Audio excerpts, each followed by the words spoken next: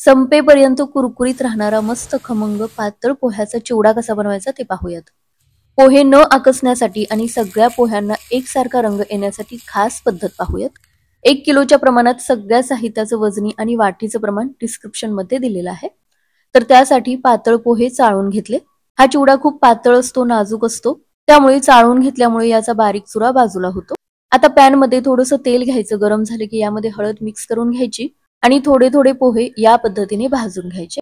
सुरुवातीलाच तेल आणि हळदीमध्ये असे पोहे भाजून घेतल्यामुळे सगळ्या पोह्यांना एकसारखा रंग येतो आणि पोहे आकसत नाहीत। तर सगळे पोहे भाजून घेतले। आता मिक्सरच्या भांड्यामध्ये चाट मसाला, धनेपूड, मीठ आणि पिठी साखर एकत्रच वाटून घेतलं। चिवड्यासाठी हा चटपटीत असा कोरडा मसाला बनून तयार झाला। या मसाल्यामुळे चिवड्याला अतिशय चटपटीत अशी चव येते। ओल्या मसाल्यासाठी लसूण, जिरे, बडीशेप पाणी न घालता वाटून घेतलं। शेंगदाणे लालसर होईपर्यंत खरपूस तळून घेतले। तळलेले पदार्थ चिवड्यामध्ये न टाकता वेगळ्या ताटामध्ये काढून घेतले। काजू आणि डाळ सुद्धा हलकासा रंग बदलेपर्यंत तळून घेतले। त्यानंतर धुवून पुसून घेतलेला कढीपत्ता सुद्धा कुरकुरीत होईपर्यंत तळून घेतला। आता यातलंच पाववाटी तेल एका छोट्या पॅन मध्ये काढून घेतलं।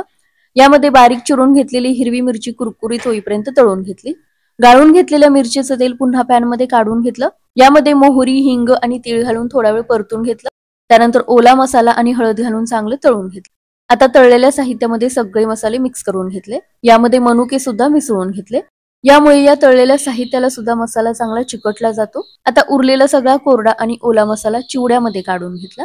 तर सुरुवातीला कोरडा मसाला मिक्स करून घेतला, त्यानंतर ओला मसाला सुद्धा मिक्स करून घेतला। आता यामध्ये तळून घेतलेलं सगळं साहित्य काढून घेतलं आणि सुरुवातीला हाताने मिक्स न करता स्पॅच्युलाच्या सहाय्याने छान मिक्स करून घेतलं।